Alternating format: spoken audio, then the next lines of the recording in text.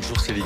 Pour décrocher un stage d'été, c'est maintenant qu'il faut s'y prendre. Ça concerne évidemment les étudiants et ça peut être vraiment intéressant. C'est pas forcément faire du café ou des photocopies. Les grandes entreprises des nouvelles technologies en particulier offrent des conditions de rêve à la poignée de stagiaires qu'elles prennent sous leur aile. Oui, ça fait rêver, hein. Et pour cause, d'après le magazine Business Insider, un stagiaire chez Apple gagne 6 700 $ par mois, soit un peu moins de 6 000 €, sans compter l'hébergement gratuit si on accepte de partager son logement avec un autre stagiaire de la firme à la pomme. Pour les autres en France, plus modestement, sachez que cette année, la gratification a augmenté. 554 € minimum par mois. Ça vous fait même mal de le dire, tellement c'est différent avec Apple. C'est pas beaucoup. Mais attention, ça ne vaut en plus que si on fait un stage d'au moins 2 mois. Amaury Montmoreau, bonjour. Vous avez fondé le site Agistage, une plateforme qui met en contact des candidats et des offres. Quels sont les stages les plus extraordinaires dont vous avez eu connaissance ? Alors, j'ai identifié 3 catégories de stages extraordinaires. D'abord, les stages du GAFA, donc Google, Amazon, Facebook, Apple.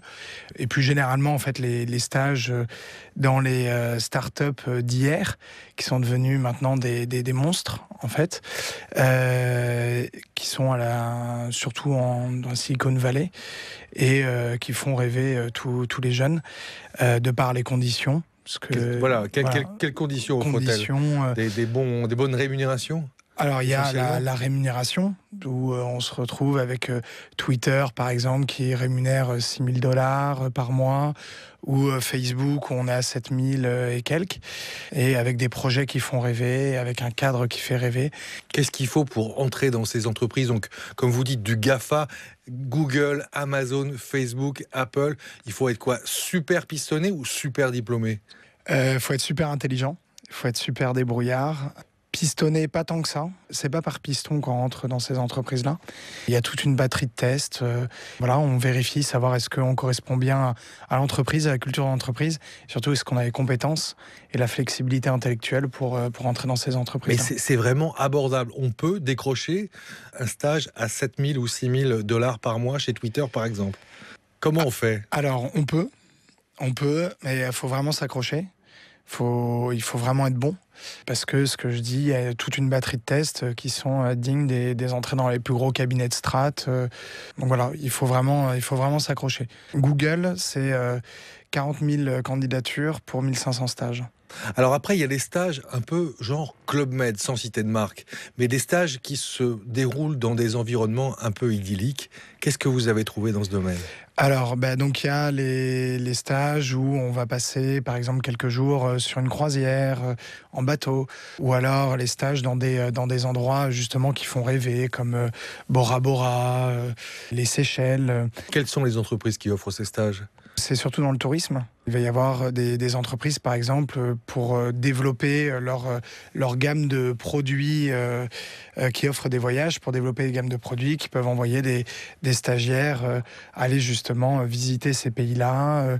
Par exemple, une entreprise avec laquelle nous travaillons qui s'appelle le Cercle des Vacances, qui propose à des stagiaires de passer 2 mois cet été pour visiter certains pays et faire des retours pour pouvoir mieux les vendre derrière. Comment vous définiriez le bon stage, le stage utile ? Le stage utile, c'est un stage où on est formé, où on est encadré. C'est un stage où on apprend. C'est un stage où on a des responsabilités également, mais des responsabilités à hauteur d'un stagiaire. Stage où la mission est claire, définie. Et ensuite, si c'est un stage où, en plus, on peut prendre un billet à la fin du mois, c'est encore mieux. Et du coup, ça se trouve plutôt dans les startups, dans les très grands groupes ? Je pense que ça se trouve dans toutes les entreprises.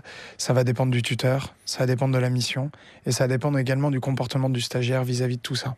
Est-ce que c'est un stagiaire qui va aller demander plus, qui va montrer qu'il peut faire plus, ou alors est-ce que c'est un stagiaire qui finalement va plus rester en retrait ?